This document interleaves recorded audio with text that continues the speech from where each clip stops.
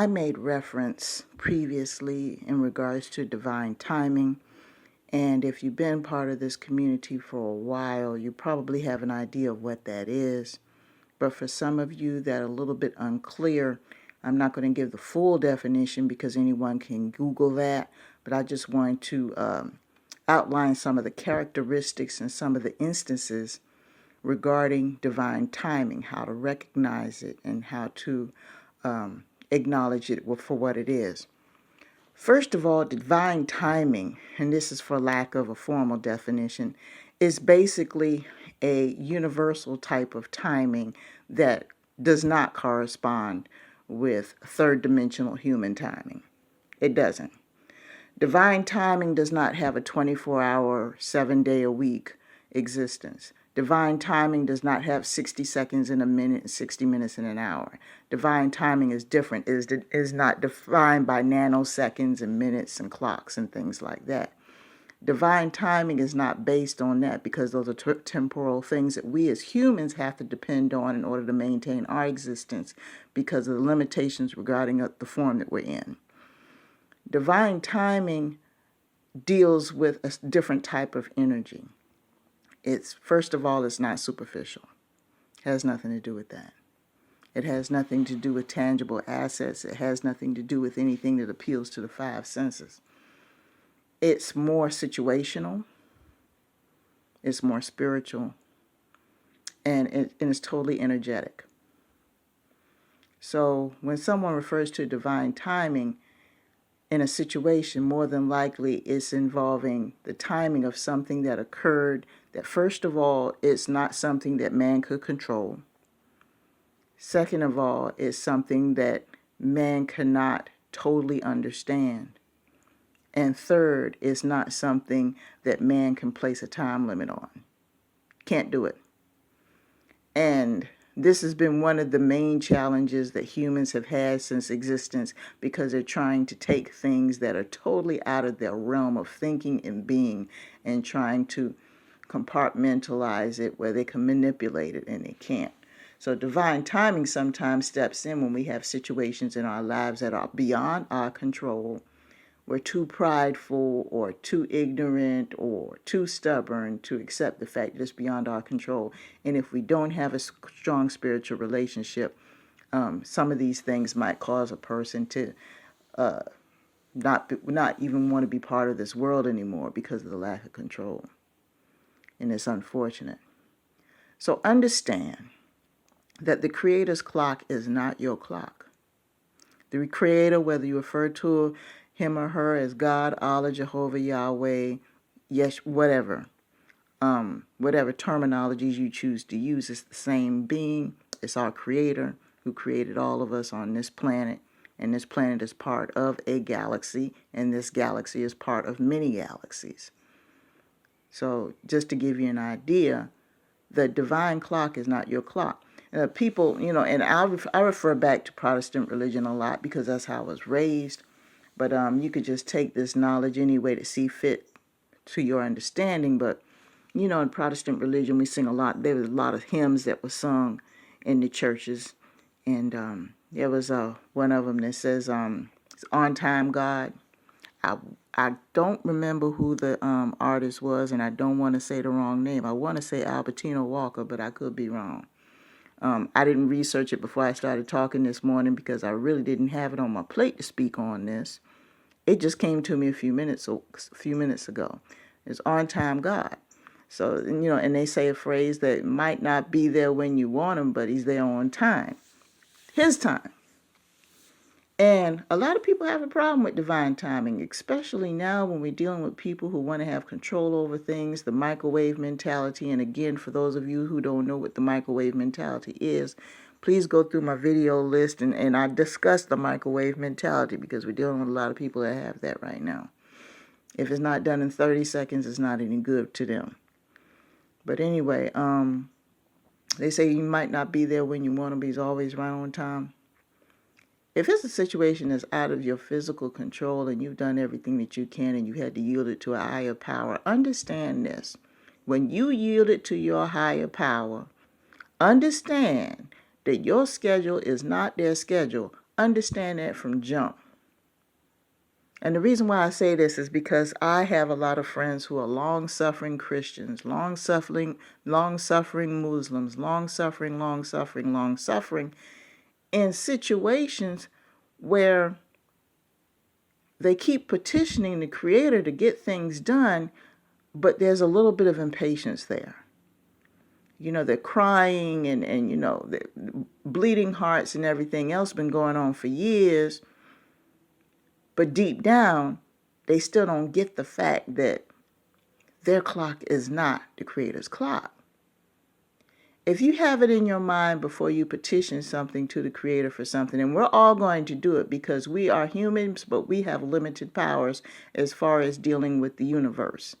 That's why it's good to have a spiritual connection, because you need to partner up with somebody who's got more stuff going on for them than you do. You need to partner up. That's all it is to it.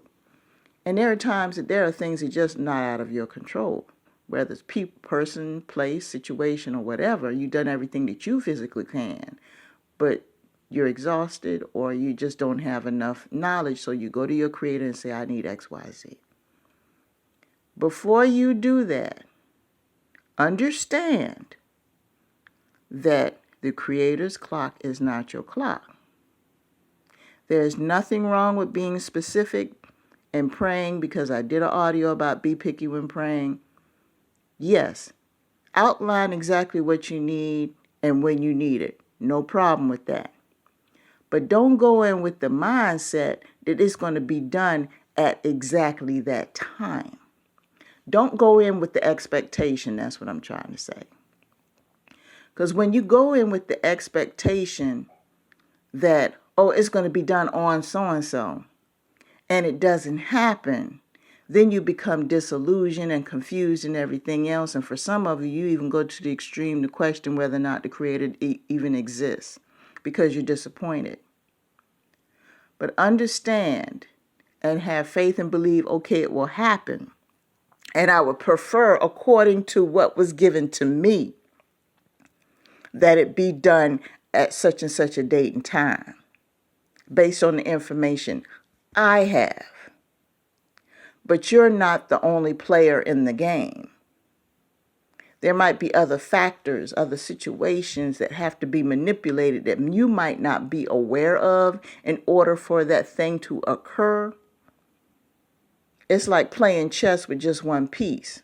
You can't play a chess game with just one piece. And some of us unknowingly will selfishly go to our Creator and ask for things, not thinking about the fact that that particular situation has to be manipulated and dealing with people, places, and things that we may not even know about in order to accomplish what we need to accomplish. Because we know that it's our problem, yes. But sometimes you got to move some stuff around. Let me give you an example on a human level so you can understand where I'm coming from. And in that way, you'll be a little bit more considerate of the Creator's time in regards to divine timing. Let's say that you want to buy a house. This is a common one, okay? This is just a hypothetical. You've saved up your money for so many years. You tightened your belt, everything else, and you feel in your mind, okay, I'm at that age. I'm at this position. I'm in this position in my career, whether you're self-employed or your job or whatever. The bank account looks good. Credit score is great. You've even chosen what neighborhood you want to live in. You got the right people in your sphere of influence, whether you're married or not. Everything seems perfect to you, and the first thing you want to say is, you see a house that you want, and you feel, and you just love at first sight. And the first thing you do is you petition and say, you know what, I've been good. I've done everything that I've needed to do. Please, Creator, please, just let me be able to have a home so I could just build a family, build my life, blah, blah, blah. I know some of you might think that is a material thing to ask for, but remember, this is a real life channel where we talk about real life situations. People pray over houses all the time. People pray over jobs all the time. They pray over bank accounts all the time. So whether it's right or wrong, I'm not going to sit here and have that conversation with you guys. But I'm just telling you what the hypothetical is. This person fell in love with the house. House is picture perfect in their mind, and it suits all their needs, and they want the house. All the ducks are in place. Well, it takes a process to go through for the house. And you don't know, just because you see the house and you see it as a for sale sign, you met with the agent and you did a pre-qual, and a pre-qual is just short for pre-qualification. You did the pre-qual and everything's good to go. You don't understand the fact that there might be other people that are looking at that house, and they may not even have to have a mortgage. They could just buy it cash. They may have it where, they're going to flip the house. They could be an investor. You don't know if that person had, probably petitioned longer than you have for the house. These are things you don't know because you're hyper-focused on this one thing. So a little time passes and the agent calls you. You're ready to go, and the agent calls you and says, I'm sorry, we received a better offer. We're going to have to sell the house. But I'll be happy to kind of go over with you some other units that we may have. First thing you're doing is you're going crazy and everything else. You're all out of sorts and everything. That was my house. I claimed it in the name of Jesus, Jehovah, Yahweh, Allah. I claimed it. And this thief, this demon is going to turn around and steal my house. Now see? And when the truth is, that ain't had nothing to do with it.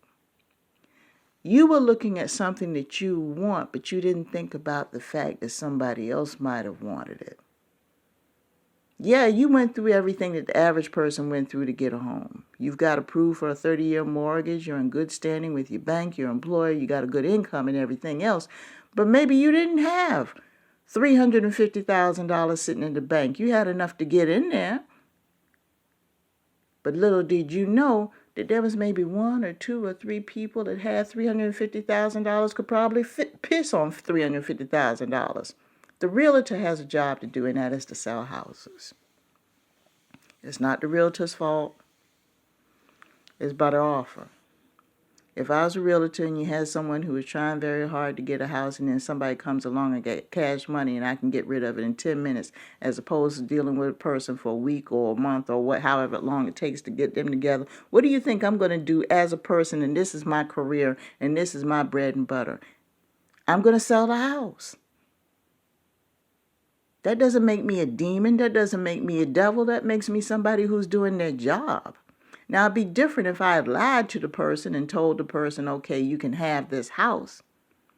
But none of that communication even occurred. You saw something you liked and you got your ducks in a row, but you didn't take into consideration that there were other players in the game. Am I saying be negative? No, this is not one of those type of conversations that I'm being negative. I'm being factual. You need to be aware of the fact that there are other people in this world with different lives, different circumstances, and the thing that you may want, somebody else may want that too. And that applies to people as well. So don't go into a spoiled child mode, because that's basically what it is. Some of y'all that turn around and you sit there and you scrape your knees up praying and crying and snot running out your nose and blood running out your ears and everything else every single Sunday at the altar for this one thing. When you don't get it, all of a sudden that so-called merciful God and everything that you're so crazy about, all of a sudden you want to turn on them, and everybody who got what you were looking for, they're demons. No, that's a spoiled child attitude. Cut it out. But I just went ahead to kind of let you know what divine timing does. That's a good example right there. It wasn't anybody's fault. Nobody was against you. Okay? Don't get me wrong. Yes, the dark forces are real. I get that. But you can't blame the devil every time you can't have your way. And a lot of people are doing that, blaming demons and everything else for something that they can't have because they wanted it in their time. But you're going to the Creator who has his own clock. Could have had something better for you.